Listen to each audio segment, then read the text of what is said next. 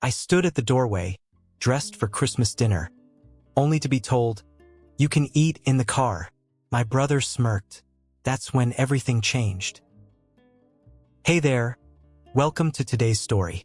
Wherever you are, folding laundry, taking a walk, maybe just trying to catch a break, I invite you to pause for a moment and listen.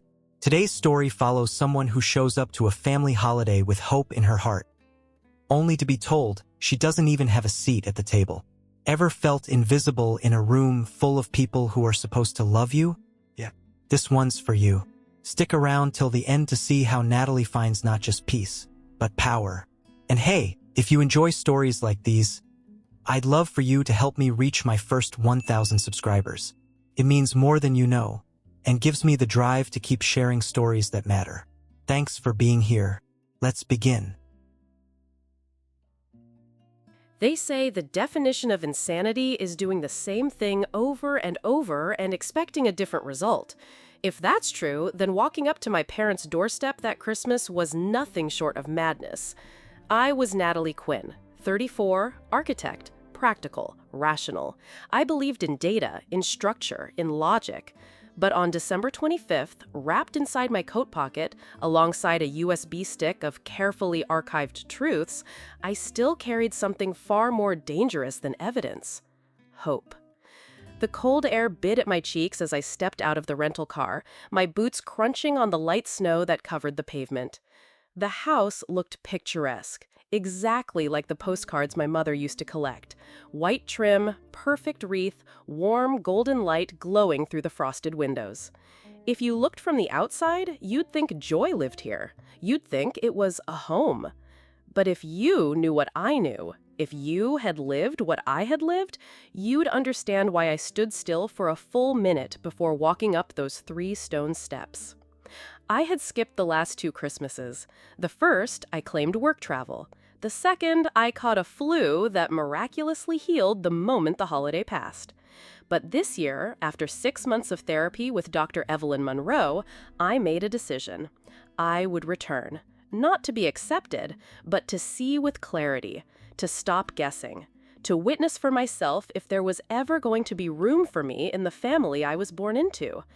And if not, I had brought the truth in my coat pocket, neatly labeled, organized, dated. Inside the gift bag in my hand were carefully chosen presents, not random things from department store shelves, but meaningful tokens. For my father, a rare mint copy of The Maltese Falcon, his favorite noir. For my sister Sophie, a handmade candle set from a local artisan she followed online. For my mom, a silk scarf dyed in the exact ocean blue shade she once told me reminded her of a trip to the Amalfi Coast, her honeymoon story, the one she never seemed to tell with my name in it. And then there was Ethan, my brother, the golden son. His gift was different. Beneath the burgundy wrapping paper, tied with a simple black ribbon, was a small, elegant walnut box with an inscription burned onto the lid. Light reveals all. Inside, not chocolates or cufflinks, but a tiny vintage-style projector, a device I had programmed to autoplay selected files the moment it was turned on. Audio, images, emails, a timeline of lies, manipulation, whispered sabotage that spanned over a decade. It had taken me overmote near to compile the material, to trace back all the ways Ethan had slowly, almost artfully, undermined every relationship in my life. At school, at home, even at work. I had hesitated for months, wondering if it was vindictive. Dr. Monroe didn't give me answers, but she asked the right questions. "If your story were a house," she once said, "what part of it are you still refusing to walk through?" This was that room. I rang the doorbell at exactly 2:58 p.m., 2 minutes early, but never late. Mom hated late. I remembered that from birthdays past, when I once showed up 10 minutes behind and she whispered just loud enough for everyone to hear, "Some people can never respect other people's time." The door opened, and there she was, Carol Quinn, impeccable as always. Red knit dress, pearl earrings, lipstick matching the ribbon on the front porch garland. Her smile flickered across her face like a light bulb with a faulty wire. Natalie, she said, her voice warm but airless, right on time. I stepped in, brushing snow from my shoulders, and held out the gift bag. Hi, Mom. Merry Christmas. She took it, glanced at the tag, and disappeared toward the kitchen with a quick, "Thanks, sweetie," over her shoulder. No hug, no "let me take your coat," just the scent of pine, roast beef, and old tension that clung to the hallway wallpaper like mildew. The living room was already full. My sister Sophie sat curled on the couch with her husband Ben, both sipping cider and laughing at something on his phone. Maya, our cousin, stood near the fireplace wearing a deep green jumpsuit, and around her neck, glittering under the light, was the necklace. Grandma Margaret's pendant, the one she told me she wanted me to have. I felt it like a punch, but I didn't flinch. That moment would come later, or not at all. "Hey, Nat," Sophie called out. "You look grown up." "Thanks," I offered, unsure if it was a compliment or commentary. Ethan, naturally, was holding court near the piano with Uncle Frank and Aunt Ellen, regaling them with a story about closing on some high-rise condo deal in Boston. His wife Julia stood beside him, nodding with a smile too still to be real. He didn't acknowledge me right away. Not until I made the mistake of locking eyes with him. Then came the smirk. That same curve of the lip that said, "I know something you don't, and I always will." I turned away before I gave him the satisfaction of reaction. It wasn't just a holiday. This was a test, and I was done pretending I wasn't ready for the results. The living room buzzed with warmth and chatter, people exchanging stories, sipping cider, the occasional burst of laughter that seemed to grow louder whenever I got within earshot. I placed my gifts carefully beneath the Christmas tree, adjusting them so mine wouldn't get pushed to the back like they had in years past. No one helped me. No one offered to take my coat, so I hung it myself, folded my scarf, and straightened my dress like I had a reason to be there. I stood for a moment near the window, watching the snow swirl under the porch light, collecting myself before I tried, again, to blend into a family that always seemed airbrushed without me. Eventually, I joined a group in the kitchen where Aunt Claire was sharing a story about her yoga instructor's silent retreat in Arizona. I offered a polite smile, tried to jump in with a comment about sensory reset therapy, something I'd read about in Architectural Digest, actually, but the moment I spoke, the energy shifted. Her laugh faded mid-sentence. "Oh," she said vaguely, "anyway." And just like that, I was invisible again. At 4:45 p.m., I walked toward the dining room. It was already set, meticulously, of course. My mother didn't do casual. The table was a 12-seater antique mahogany she'd inherited from her aunt, polished so thoroughly it looked almost wet under the chandelier. White china trimmed with gold, red napkins folded into roses, sterling silver utensils, crystal glasses reflecting the glow of the holly and candle centerpiece. Each place had a calligraphy name card, real calligraphy, hand-done by Mom herself. I took my time walking around the table. Thomas, Carol, Ethan, Julia, Sophie, Ben, Maya, Uncle Frank, Aunt Ellen, Aunt Claire, Justin, Maya's boyfriend, Grandpa Harold. 12 names, 12 chairs. Not mine. My hands went cold despite the warmth of the room. I checked again. Not a missed card, not a last-minute addition, just not there. I found Mom in the kitchen, sliding sweet potato casserole into the oven. "Hey," I said gently, "I think you might have forgotten my place card." She didn't turn to look at me. "Oh, I meant to tell you earlier," she said breezily. "There wasn't enough room at the big table. I figured you wouldn't mind eating in the den, or the kids' table in the basement if you'd rather." I blinked. "There are no kids here." "Well," she said, still not looking at me, "you know what I mean." My voice stayed even. "You have 12 chairs and 12 guests with seats. I'm the 13th. She paused, pulled off her oven mitts, and turned slowly. "Natalie," she said in that tone, the one that made me feel 6 years old and overly dramatic, You're always looking for something to be upset about." I didn't answer. Instead, I walked back toward the dining room, just in time to hear Ethan's voice drift from the hallway. "Let's be honest, no one's going to miss a seat for Natalie. She's always off in her head somewhere." He laughed. A low, easy, cruel kind of laugh. I stood frozen in the threshold, the smell of cloves and roasted vegetables mingling with metallic taste rising in my throat.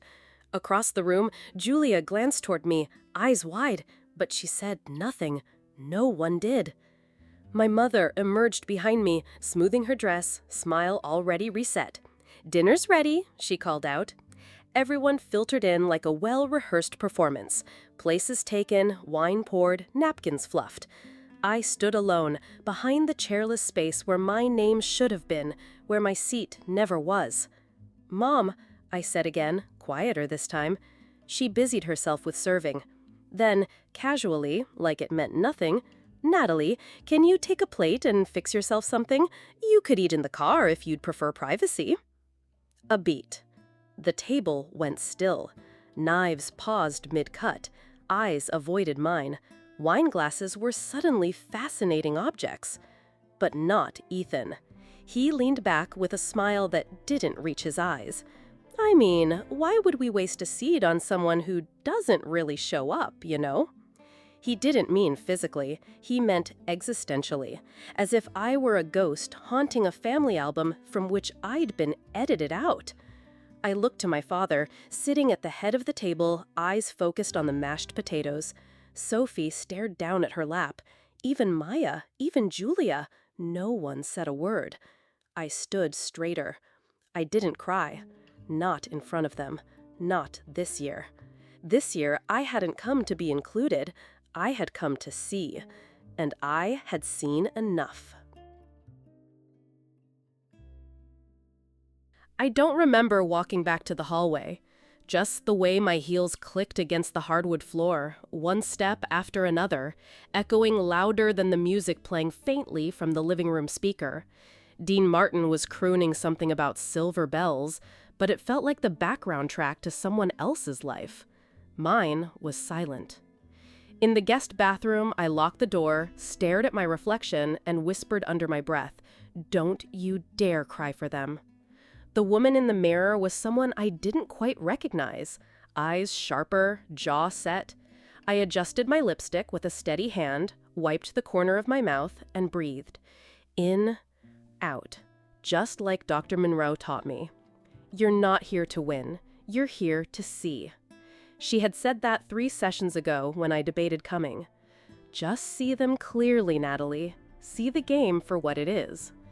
And tonight, I had. When I finally re-emerged, the scene was frozen in that unsettling warmth, conversation bubbling back to life like nothing had happened. My mother passed the gravy, my father asked Ben about tax incentives on solar panels, Ethan laughed at something Maya said like he hadn't just gutted me in front of everyone. No one mentioned the missing chair. No one asked if I'd eaten. Instead, I was greeted by Julia's soft voice as I returned to the living room. "Hey, do you want to sit with me for a bit?" she asked gently, patting the couch beside her. That surprised me. Julia and I had never been close. She'd always been neutral, pretty, poised, diplomatic, the kind of woman who knew how to sidestep a family minefield without making ripples. But now, something in her expression cracked the perfect facade. I sat. Not because I needed company, but because I needed to study the players. Across the room, Ethan laughed too loudly at his own story, sipping wine with the ease of someone who thought himself untouchable. His arm rested on the back of Maya's chair. Maya, who looked like she wanted to be anywhere else. "What's the story with the necklace?" I asked, nodding toward the locket still hanging around her throat. Maya blinked, then glanced down. "Oh, this?" She touched it absent-mindedly. "Grandma gave it to me before she passed." I tilted my head slightly. "That's funny. She told me for years it would be mine." Maya stiffened. "Well, I guess she changed her mind." "Maybe," I said, letting the words hang. "Or maybe someone else made that decision for her." There it was, that flicker, the pause, a crack in the story. Julia looked over, brow furrowed. "What do you mean?" But before I could answer, Ethan called out from across the room, "Natalie, you still brooding in the corner? Come on, it's Christmas. Loosen up." I didn't move. He stood, walked over, and crouched down next to coffee table like we were kids again, him towering, me small. His voice dropped to a low hum, just for me. "Still playing the victim?" he said, that familiar smirk curving again. I smiled back, slowly, deliberately, and that's when I said it. "Check under your plate, Ethan." His face twitched, just a flicker, like a poker player who just realized they were holding the wrong hand. "I'm sorry," he said. "You heard me." Julia's gaze darted between us. What's under his plate? Ethan stood abruptly, rubbing his jaw. "She's being dramatic," he muttered. "Am I?" I asked calmly, because if I remember correctly, Grandma Margaret's will had a few things to say about who should get that necklace, among other things. Maya's face paled. Julia looked stunned. Even Sophie, who had pretended to ignore me all night, suddenly stood frozen near the fireplace, wineglass in hand. "Let me guess," I added, stepping forward.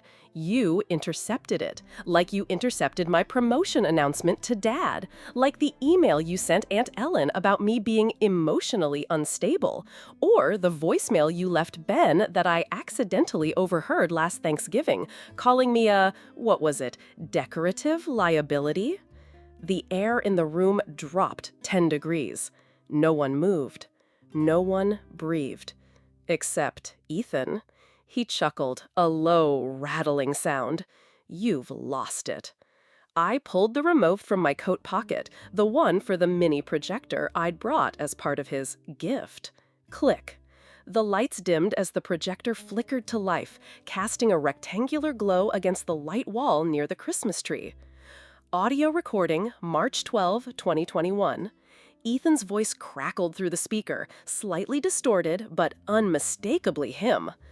"Honestly, all I have to do is plant the seed. Mom will believe anything if I say it with the right tone. Natalie's always been the over-emotional one." Gasps. Julia turned toward him slowly. "Is that real?" He moved to lunge for the projector. Click. Another file. Email screenshot. To Carol Quinn. Subject, Natalie's episodes. Attached image, highlighted lines. "I just think it's something we should keep an eye on. Her behavior has been erratic lately." "You made it sound like I was mentally unstable," I said, "so you could control the narrative, make yourself the good son, the center, the one they all orbit around." His face twisted into something sharp. "You don't know what you're talking about." "Oh," I said, smiling softly, "but I do, and so does everyone else now." Silence. No one moved. Julia backed away from him.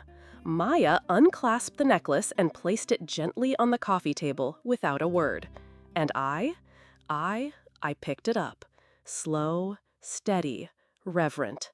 "This belonged to someone who actually loved me," I said quietly, "and she deserved better than for it to be passed around like a lie."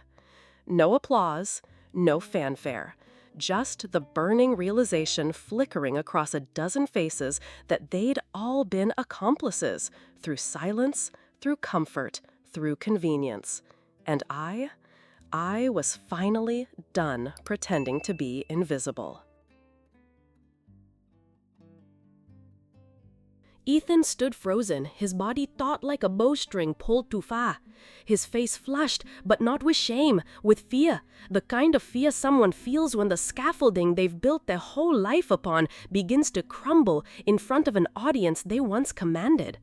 The room, still flickering with the light of the projector, was silent in the way only a family gathering can be when a bomb has just gone off, silent but charged.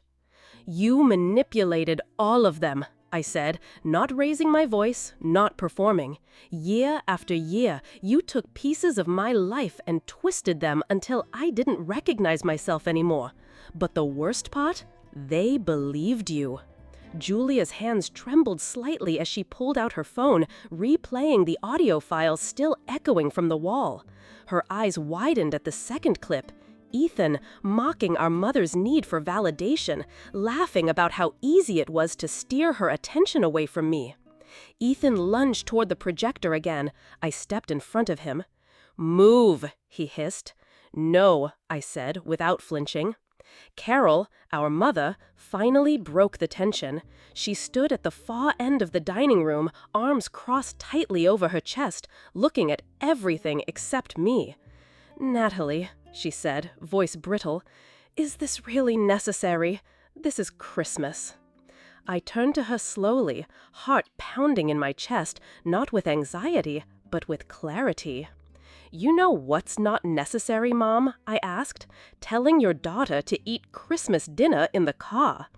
Her lips parted, eyes searching the room, looking for someone to save her.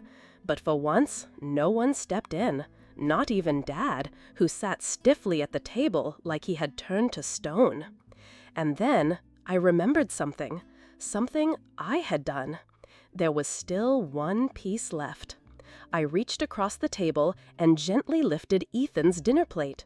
Beneath it, untouched until now, lay a cream-colored envelope, sealed with a blue wax stamp bearing the letter Q, a detail Ethan used on his own custom stationery.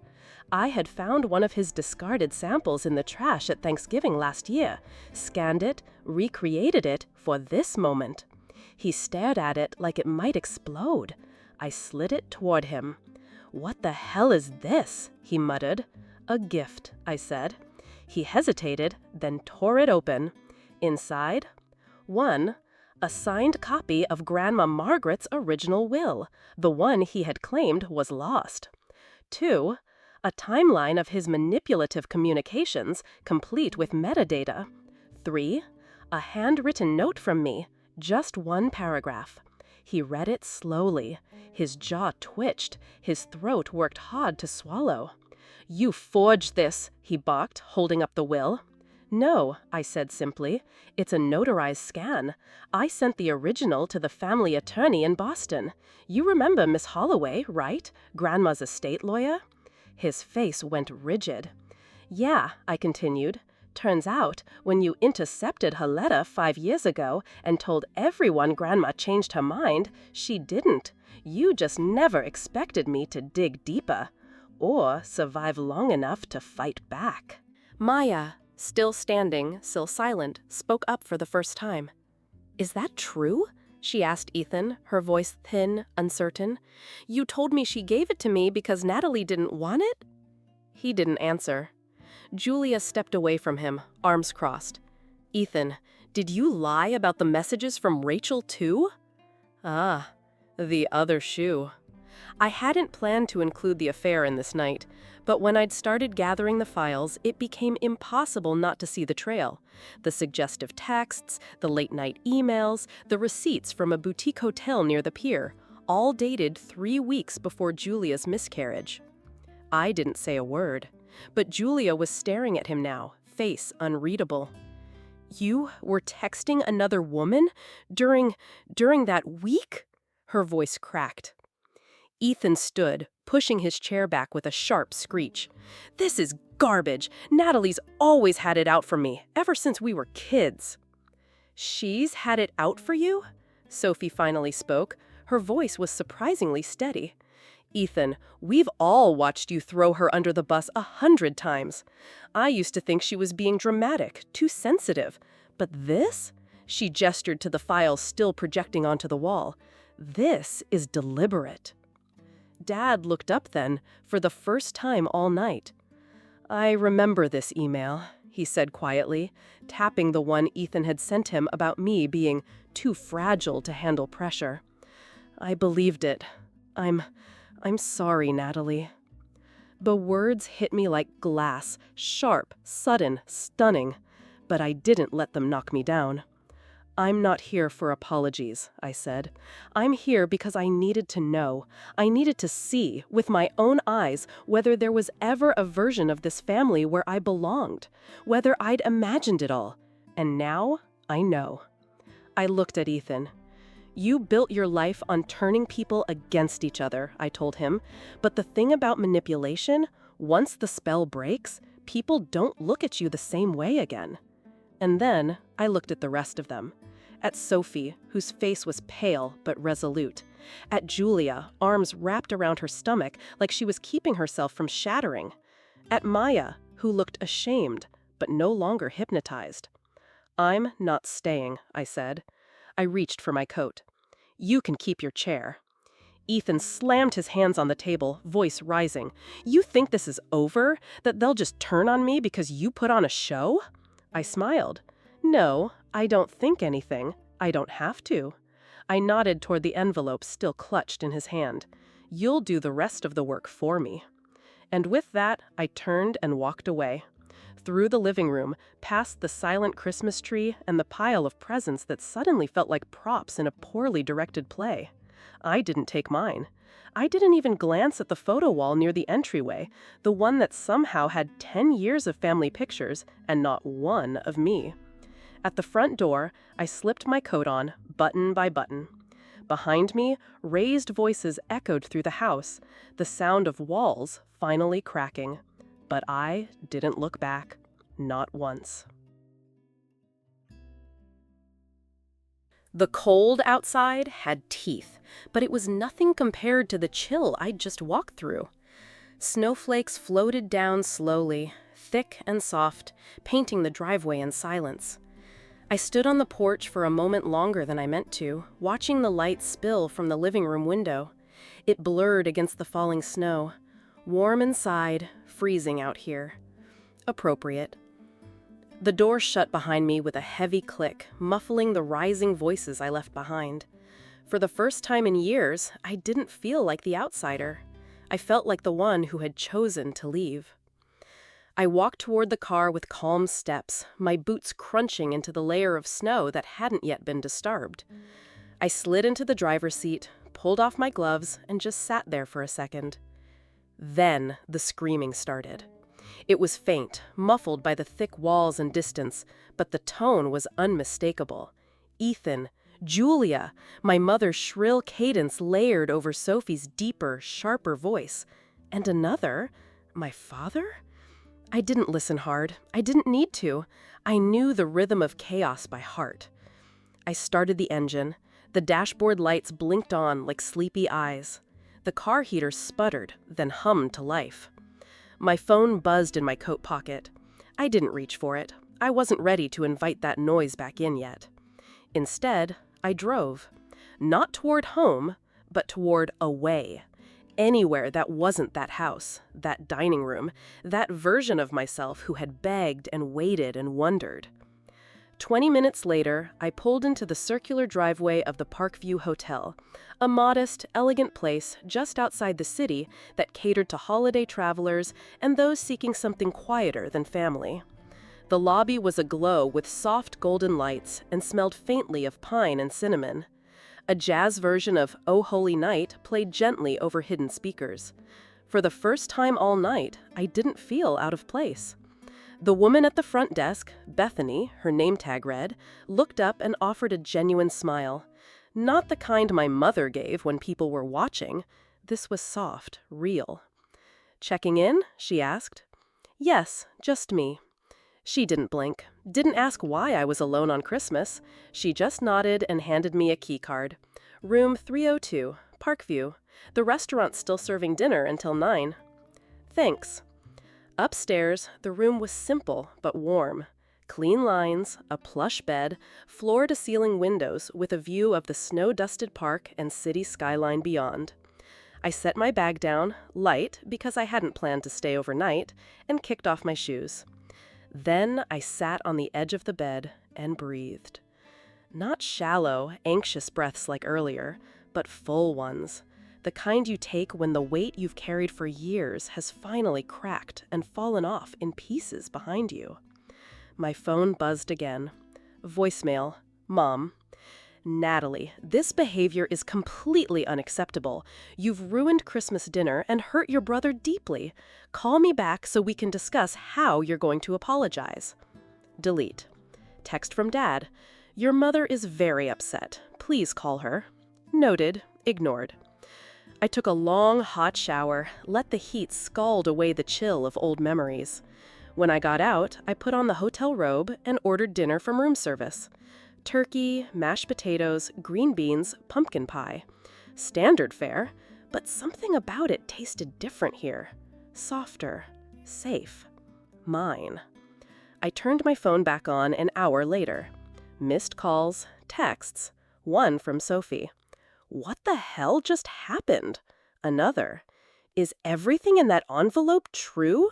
And one from Maya. Can we talk? Not about the locket, about Ethan. I stared at her message for a while, then typed back, tomorrow, coffee, Marcus Cafe, 10 a.m. No emoji, no exclamation point, just intention. When I lay down that night, my body was tired, but my mind was still running laps. I didn't regret anything, but I did feel it. The void, the ache of loss, even when that loss is something that was always broken. Grieving the fantasy of a family hurts in a way that doesn't leave bruises, but leaves something deeper. A quiet space where belief used to live. But there was peace in it too. I woke up before sunrise and opened my journal, the one Dr. Monroe had encouraged me to start. I hadn't written much in it until now, but today the words poured out like something damned for years had finally given way. December 26th. I told the truth last night, not because I wanted revenge, not even because I wanted them to change. I did it because I needed to prove to myself that I wasn't crazy, that the years of pain weren't in my head, that I wasn't just too sensitive. I was wounded, and now I'm healing, not because they gave me closure, but because I finally stopped asking them to give it to me. I signed the bottom, then underlined 2 words. Never again. That morning at Marcus Cafe, Maya was already at the table when I arrived. No necklace, hair tied back, hands wrapped around a mug she didn't drink from. I wasn't sure you'd come, she said as I sat across from her. I replied. She looked down at her coffee, then back at me. You were right, she said softly. About the will. About everything. I didn't know, I swear. I thought... Her voice cracked. I know, I said. He played all of us. We talked for nearly 2 hours. She told me what happened after I left. Rachel had read the rest of the envelope aloud. Julia had walked out, furious. Dad had finally snapped at Mom, yelled, actually. Something about letting Ethan run the family like a PR campaign. Mom had cried, then screamed, then locked herself in the upstairs bathroom. Aunt Claire left early. Sophie did too. Do you think they'll ever change? Maya asked. I shook my head. Not all of them, but maybe enough. She nodded, wiping her eyes. Before we left, she handed me a small box wrapped in green paper. I opened it at the table. Inside was Grandma Margaret's locket. Not a word passed between us. She just stood, squeezed my hand, and walked out. And I sat there, holding the only thing that had ever truly been promised to me.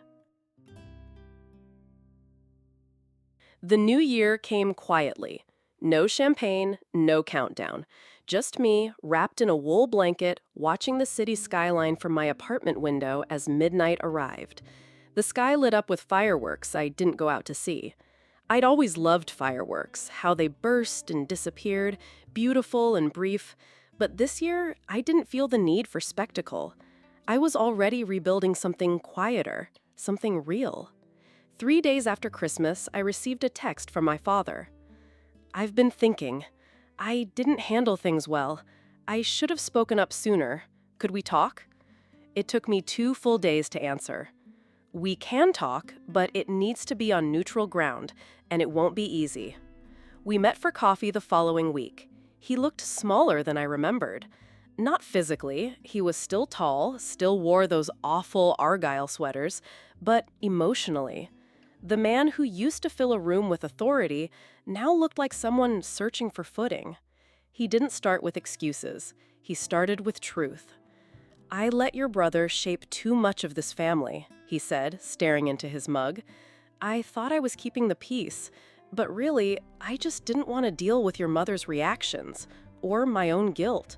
He paused, then looked up at me. I failed you, Natalie, over and over. I didn't cry. I didn't rush to comfort him.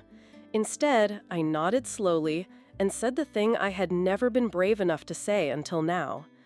I stopped expecting anything from you a long time ago, but I never stopped hoping. That was enough. That was honest. We agreed to meet again in a few weeks. No promises, just an opening. Meanwhile, Sophie reached out, not in grand gestures, but in the way people do when they're testing new ground. A message here, an article she thought I'd like, a random memory she wanted to share. Eventually, she invited me to lunch. We sat across from each other at a small French cafe downtown, where she ordered the same soup she'd loved since we were kids and admitted, after 2 glasses of wine, I should have said something at dinner. I shrugged. You didn't. She looked at her hands. I know, I was scared. You were always the strong one, even when they tried to make you seem broken. We didn't hug, we didn't cry, but we left that lunch with a little more between us than when we arrived. That was enough for now. Julia never reached out, but I heard through Maya that she'd moved into her sister's guest house and filed for divorce the same week. No announcements, no fireworks. Just a quiet departure, like someone slipping out the back door of a party they never should have attended. Ethan, on the other hand, had been laying low, according to Sophie, which I assumed meant licking his wounds and reworking his narrative. He was always good at that, bending facts until he could live with them, but this time, fewer people were buying it. My mother tried.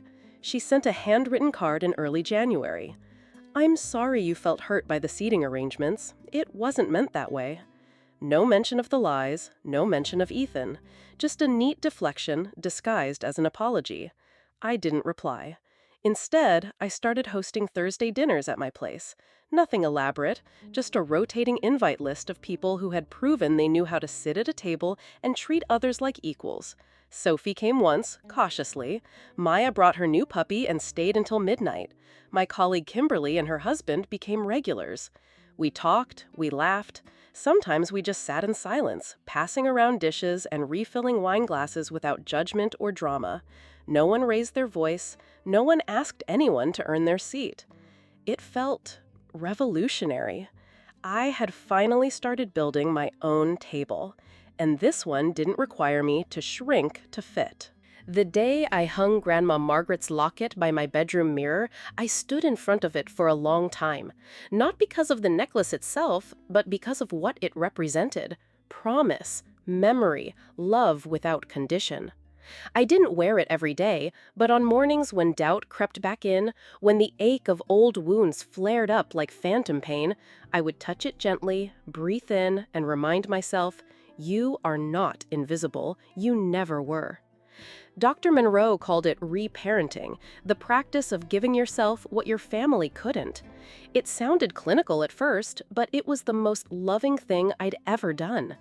That February, I painted the walls of my apartment a rich teal blue. It was a bold color, one my mother would have hated. Too loud, she would have said. Too much. But it was perfect. It was me. I hung art that made me feel alive, plants spilled from every corner, music played from vinyl records I picked up at a thrift store with Maya. There were candlelit corners and soft throw blankets. It was the kind of place no one would ever confuse with a waiting room for approval. It was home. When spring arrived, I hosted my first holiday by choice, not obligation. Easter brunch. I invited Dad, Sophie, Maya, and Kimberly. Julia politely declined, still navigating the rubble of her marriage. Mom wasn't invited. Ethan wasn't mentioned.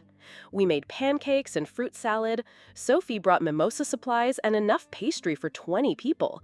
We played board games. Maya's puppy chewed a hole in my rug. It was perfect. At one point, Dad raised his glass and said, "To Natalie, for creating something we never managed to get right until now." I didn't make a speech. I just smiled. Because that was the thing about healing. It didn't require declarations, just choice after choice after choice. And I was finally choosing me. 6 months after the Christmas dinner that split everything wide open, I stood barefoot in my newly painted apartment, sipping iced coffee while the late June sun stretched across the hardwood floors. I was watching my plants grow. That sounds small, I know, but there was something sacred in it. The way the vines of my pothos draped over shelves, the way the snake plant in the corner kept stubbornly reaching upward no matter how many times I forgot to water it. I used to measure my life in milestones, grades, promotions, recognition. Now I measured in quiet consistency, watering, journaling, not answering phone calls that drained me. That day, I was rearranging the photos on my gallery wall. Not family portraits, people I chose, moments that felt like me. A beach trip with Sophie and Maya, brunch with Kimberly, a picture Dad had taken of me mid-laugh on the patio, hair blowing wildly in the wind. I was there, not as the photographer, not behind the lens, in it. The doorbell rang. A small package, no return address, but I knew the handwriting, Maya's. Inside was a card and a second box. The card read, "Saw this at the antique market and thought of you. Not a replacement, just a reminder of how far we've come." I opened the smaller box slowly. Inside was a delicate silver charm bracelet with one tiny oval charm, an engraved M on one side, and on the other, "Choose yourself." It wasn't the locket Grandma gave me. I still had that, wore it on the days when I needed her courage. But this one? This one felt like mine. Later that evening, I stood on the balcony as the sun dipped low over the park. I pressed the bracelet against my palm and let myself feel the difference. Not pain, not regret, just release. I had always believed that healing meant getting back to who you were before the hurt. But the truth was, healing had made me someone new, someone stronger, softer, whole. My phone buzzed with a text. "Sophie, you free next Saturday? I was thinking we start a new tradition. Just us." I smiled and typed back, "Count me in." The world didn't shift. There was no thunderclap, no orchestra swell, just a stillness, a groundedness that I had never felt before. I used to chase a seat at someone else's table, reshaping myself to fit a setting that was never meant for me. Now I build my own table. The seats here are few, but they are sacred, and I've saved one just for me. If the story stirred something in you, anger, recognition, maybe even a quiet sense of relief, I'd love to hear it. What part spoke to you the loudest? What would you have done? Drop your thoughts in the comments. I read every one of them. And if you found yourself walking alongside Natalie at any point in her journey, consider hitting like and subscribing. We've got more stories coming, raw, real, and maybe a little too close to home. Thank you for staying till the end. Your time is valuable, and your presence here, that means more than you know.